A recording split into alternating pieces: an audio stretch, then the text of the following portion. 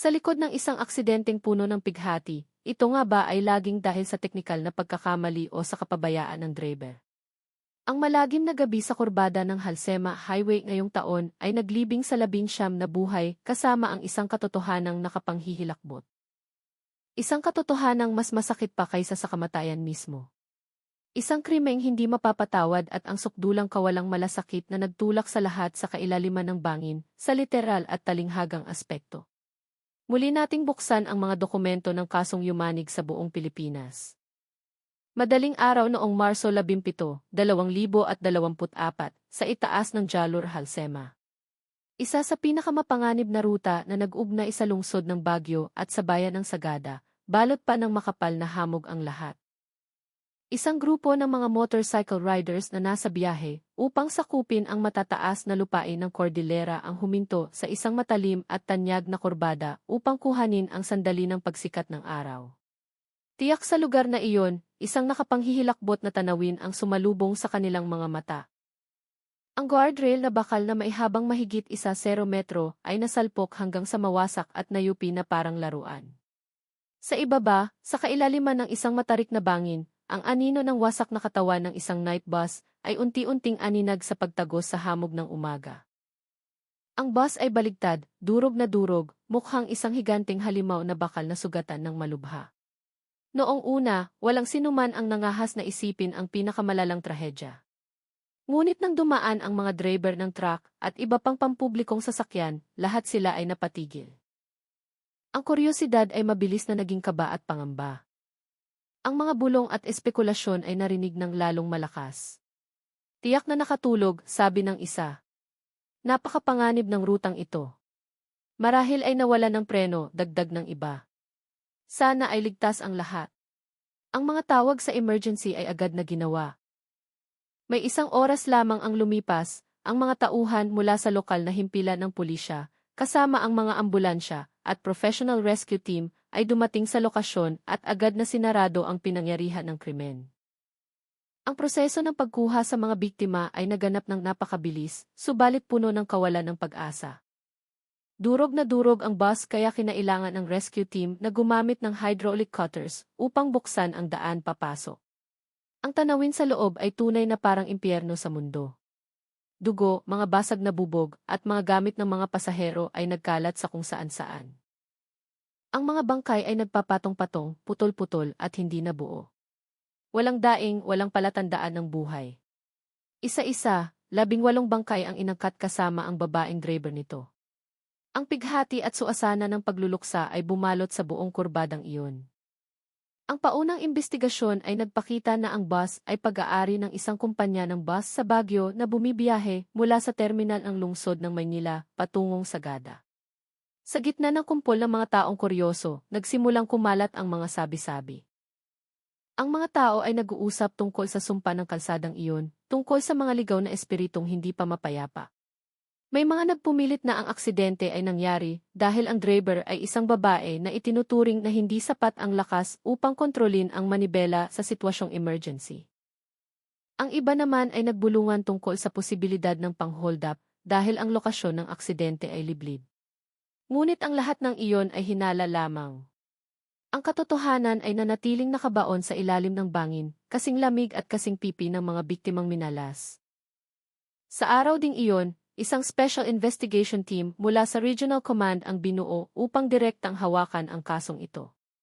Ang mga pinakamagagaling na investigador ay ipinadala, ang pagsusuri sa gihi at teknikal na pagsisiyasat sa wasak na bus ay sabay na isinagawa. Ang paunang resulta ay nagpakunot ng noo ng lahat.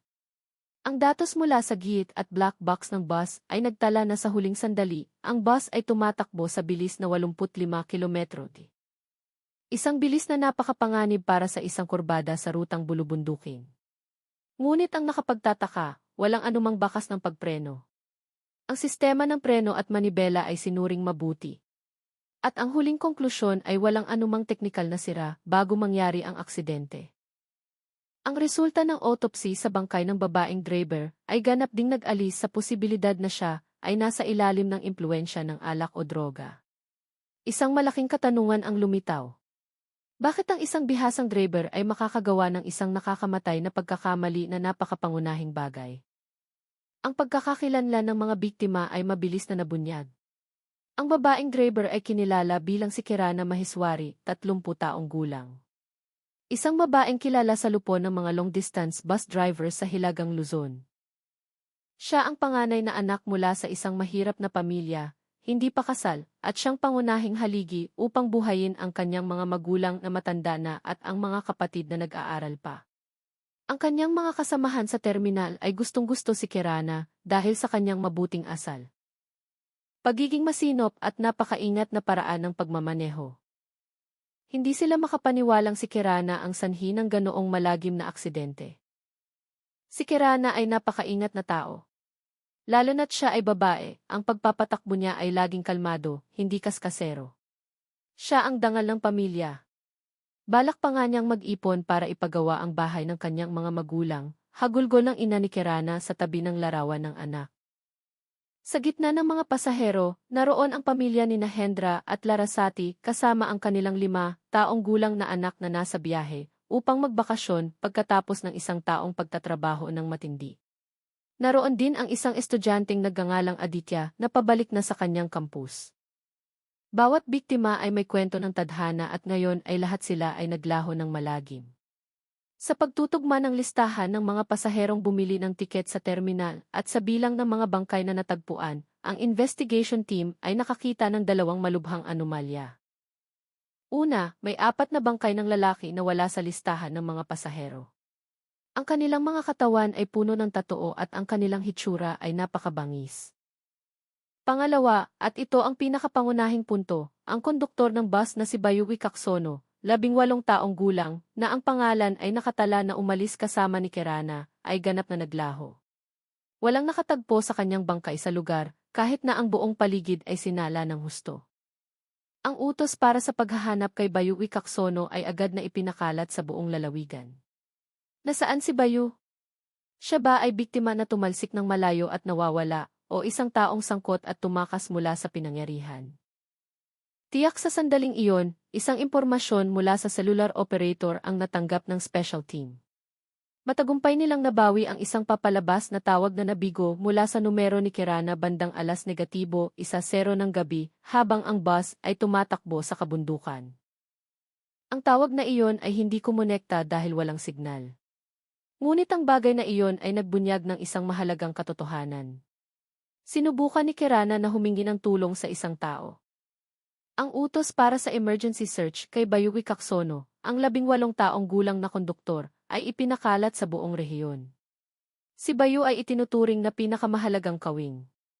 Ang tanging tao na maaaring nakakaalam sa kung ano ang nangyari bago ang bus ay mahulog sa bangin. Inatasan ng mga operatiba na galugarin ang kahit saan, lalo na ang mga lodging houses, terminal, at mga tirahan ng mga kaibigan ni Bayu. Ang isa pang pangkat ay ipinadala upang halughugin ang kanyang tinitirhan, isang madungis na paupahang silid sa gilid ng lungsod. Sa loob nito, mayroon lamang ilang piraso ng lumang damit, mga libro, at isang larawan kasama ang kanyang mga magulang sa probinsya. Walang mga palatandaan ng paghahanda para sa pagtakas. Ang mga kapitbahay at ang may-ari ng paupahan ay lahat nagkumpirma na si Bayu ay isang mabait na bata, isang masipag na manggagawa na nagsusumikap mag-ipon ng pera para ipadala sa kanyang pamilya. Ang pagkawala ni Bayu ay lalong naging misteryoso at nakakabahala. Sa parehong oras sa pampublikong ospital, isang nakakagulantang na balita ang dumating sa special team habang muling sinusuri ang mga bangkay bago ibigay sa mga pamilya. Isang forensic doctor ang biglang natuklasan na ang isa sa 4 na hindi kilalang lalaki ay humihinga pa ng mahina. Bagaman nagdurusa sa malalang sugat sa buong katawan, ang puso ng lalaki ay tumitibok pa rin ng napakabagal. Ang mga medikal na konsultasyon at mga emergency na hakbang ay agad na ginawa. Ang lalaki ay inilipat sa intensive care unit, humihinga sa tulong ng ventilator, nakikipaglaban para agawin ang kanyang buhay mula sa bingit ng kamatayan. Ang kanyang pagkakakilanlan ay mabilis na nabunyag sa pamamagitan ng fingerprints. Si Tigor Sirigar, 38 taong gulang, kilala bilang Tigor Demonyo, isang recidivist na may maraming record ng krimen sa panghuhold up at pananakit. Si Tigor ay nahulog sa isang malalim na koma. Ang kanyang prognosis ay napakasama. Agad na naglagay ang special team ng mahigpit na pagbabantay sa labas ng kanyang silid. Mayroon silang saksi, ngunit ang saksing iyon ay pipi at nasa pagitan ng buhay at kamatayan. Sa gitna ng investigasyon na tila humantong sa isang dead end, ang isa ay nawawala ng walang bakas, ang isa naman ay koma, isang hindi inaasahang pangyayari ang naganap. Ang pinto ng himpilan ng pulisya ay biglang itinulak pabukas. Isang napakapayat na binata ang pumasok na pasuray-suray at pagkatapos ay bumagsak sa sahig. Ang buong katawan niya ay puno ng sugat. Ang kanyang damit ay punit-punit at puno ng putik pati na rin ang tuyong dugo. Ang kanyang mukha ay bugbog hanggang sa mahirap ng makilala. Ang buong silid ay tila nagpigil ng hininga. Gamit ang kanyang natitirang lakas, ang binata ay bumulong, isumbong. Isumbong niyo, si Ate Kirana ay hinalay nila. Ako. Ang pangalan ko ay Bayu Wicaksono. Matapos siyang magsalita, nawalan siya ng malay sa sahig. Lahat ng miyembro ng special team ay nayanig. Bumalik si Bayu sa kalagayang buhay. Hindi siya isang takas, kundi isang biktima. Agad matapos makatanggap ng paunang lunas mula sa doktor, sa isang espesyal na silid sa himpilan ng pulisya sa harap ng mga pinaka-senior na investigador, muling ikinuwento ni Bayu ang kanyang kasaysayan habang nanginginig ang katawan. Ang kanyang boses ay putol-putol, ang kanyang mga mata ay naglalabas pa rin ng malalim na kaba. Ang lahat ng ito. Ang lahat ay hindi aksidente. Hindi ko inakala na gagawin iyon ni Ate Kirana. Ang katotohanang nakapanghihilakbot mula sa malagim na gabing iyon ay nagsimulang mabunyag. Ang silid ng interogasyon ay nabalot ng katahimikang nakakasakal, nag-iiwan lamang ng pigil na paghagulgol at ang nanginginig na boses ni Bayu Wicaksono. Isang araw bago iyon, ako at si Ate Kirana ay nagbibiruan pa, panimula ni Bayu. Ang kanyang mga matang walang laman ay nakatingin sa malayo. Madalas kaming bumiyahe sa gabi, ang kalsada ay tahimik. Gusto ni Ate Kirana na magpatugtog ng mga lumang kanta. Sabi niya para hindi raw antukin.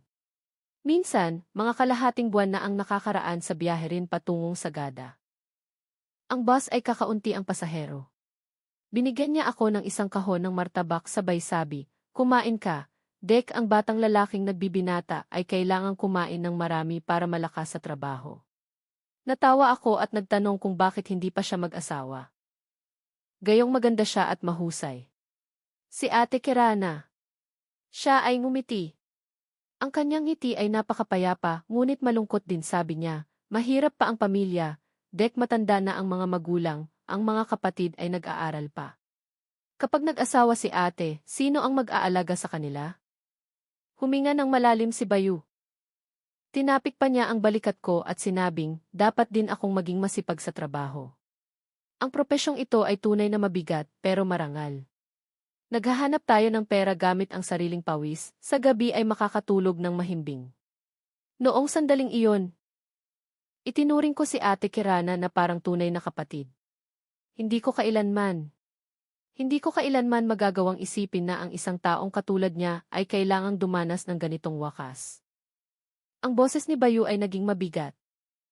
Nung gabing iyon, umalis ang bus sa terminal ng alas negatibo siyam. Bandang alas negatibo 10 mahigit nang ang bus ay papasok pa lang sa paanan ng burol sa Jalur Halsema. Ang paligid ay balot ng dilim. Biglang may 4 na lalaki ang tumalon mula sa mga damuhan at hinarang ang bus. Ang kanilang mga katawan ay puno ng tatoo, amoy alak na napakatapang, at ang kanilang mga mukha ay puno ng galit. Ang isa sa kanila ay kinalampag ang salamin ng malakas. Inutusang huminto. Binaba ni Ate Kirana ang bintana at matatag na nagsabi, may patakaran ang kumpanya na hindi pwedeng magsakay ng pasahero sa daan. Ngunit ayaw nilang makinig. Ang isa sa kanila ay nagmura. Gusto lang naming sumabay hanggang sa tuktok ng burol. Huwag kang maraming satsat. Buksan mo ang pinto. Sa nakitang tensyon, bumulong ako sa kanya, hayaan na lang, ate. Hayaan na lang silang sumakay. Mas mabuting sumuko na lang tayo. Tiningnan ako ni Ate Kirana. Pagkatapos ay tiningnan ang 4 na bangis na mukha sa labas, at sa huli ay napilitang buksan ang pinto. Matapos tumakbo ang bus ng ilang sandali sa isang liblib na lugar, ang isa sa kanila ay nakiusap na huminto para umihi. Nang itabi ni Ate Kirana ang bus at dalawa sa kanila ang bumaba. Ang dalawang natira sa loob ay biglang kumilos. Isang tao ang sumakal sa lig ko. Ang isa naman ay sinabunutan ang buhok ni Ate Kirana at kinalagad siya mula sa upuan ng driver. Narinig ko silang nagsabi sa isa't isa, ang babaeng ito ay pwede na rin, ngayong gabi ay maglalaro tayo ng kaunti. Compare. Doon ko nalaman ang kanilang masamang balak. Napahagulgol si Bayu. Kinalagkad nila si Ate Kirana sa isang bakanting lupa malapit doon. Sumigaw ako. Nagwala ako. Humarap ako at kinalampag ang pinto ng kabina ng mga pasahero. Mga sir, mga maam, tulungan niyo ang driver. May mga holdaper. Gagahasain siya. Ngunit ang sumagot lamang ay ang nakakatakot na katahimikan. Malinaw kong nakita mula sa mga siwang ng kortina na ang ilang bintana ay isinara. Mayroon pang ang sumigaw pabalik, bata, tumahimik ka. Hindi mo iyan pakialam. Nang lumuwag ang sakal sa lig ko. Kumuha ako ng isang tuyong sanga sa tabi ng daan at naglakas loob na sumugod para iligtas siya. Ngunit ang lakas ko ay napakahina. Ang isa sa kanila ay humarap at sinuntok ang mukha ko.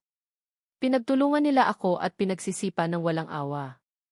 Naramdaman ko na lang ang matinding sakit sa ulo.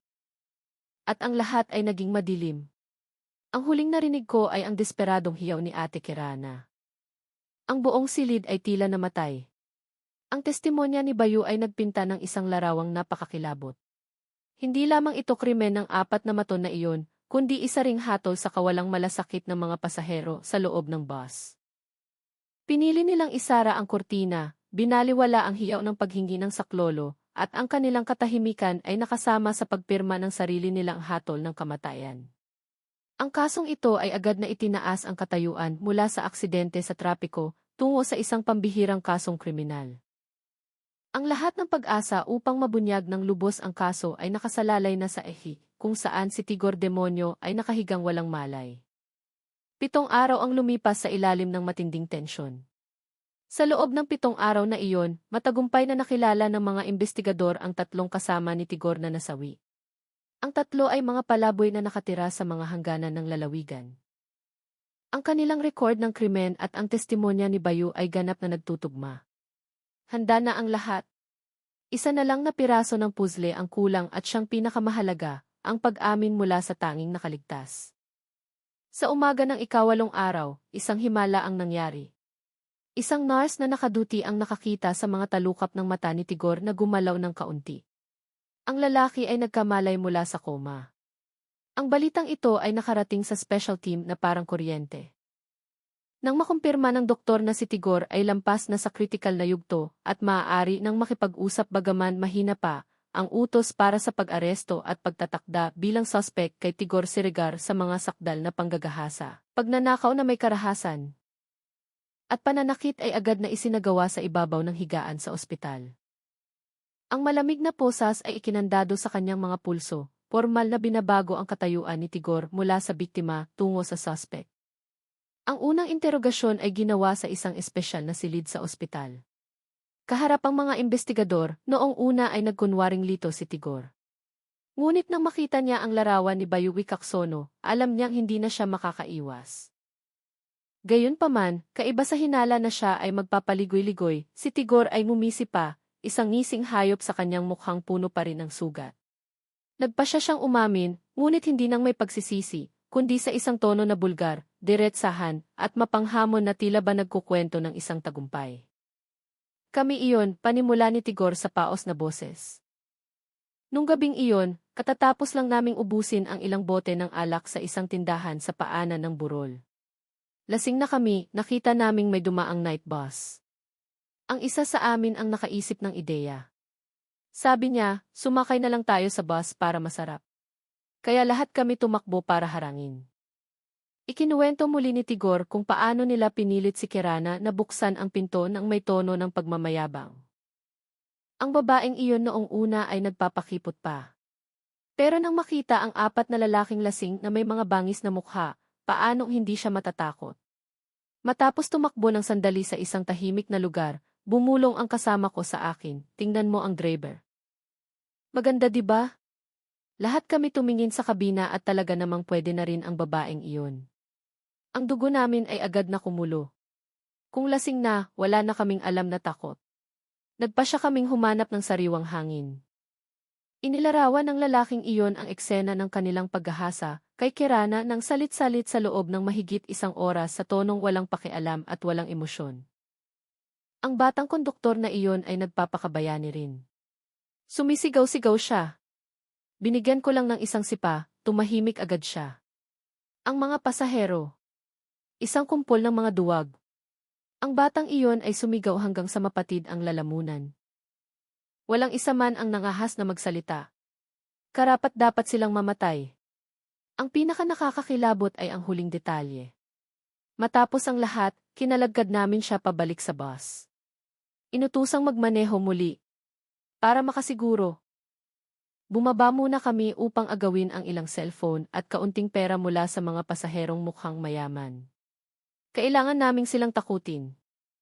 Ang katahimikan sa silid ng interogasyon ay naging lalong makapal, ngunit ang huling detalye sa pag-amin ng lalaking iyon ay tunay na nagpagulantang sa lahat.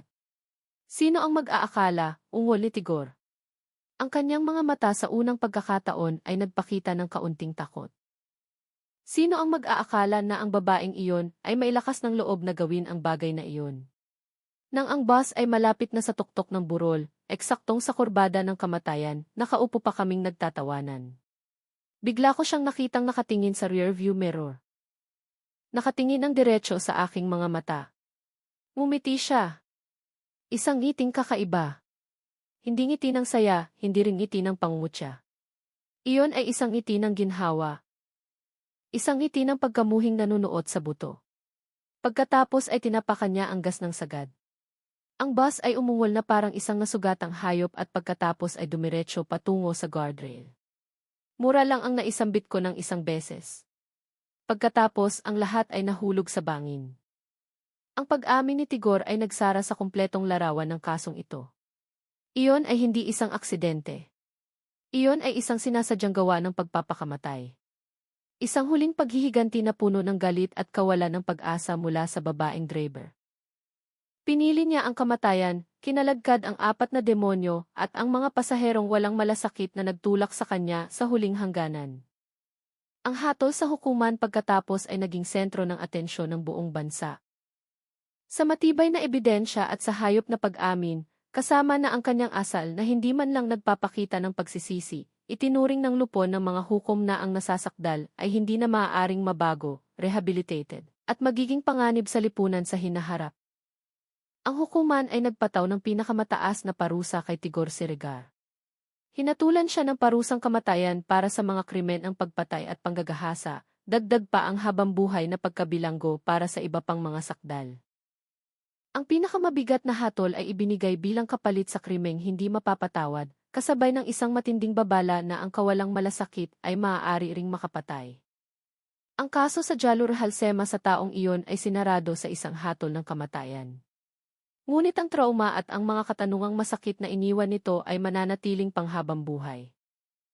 Ito ay hindi lamang kwento tungkol sa krimen ng mga taong demonyo, kundi isang mapait na aral tungkol sa pagwawalang bahala, kawalang malasakit, at ang katahimikan sa harap ng krimen. Ang pagiging walang pakialam kapag ang ibang tao ay dinadapuan ng sakuna ay kung minsan ay nagiging mas nakakatakot kaysa sa mismong gawa ng kriminal. Ang ugaling iyon ay maaaring maging kakampi ng krimen at maaari pang ang pumatay sa ating sarili. Huwag kailanman lumingon sa iba, huwag kailanman isara ang kurtina upang itago ang katotohanan. Dahil ang katapangan at kabutihang loob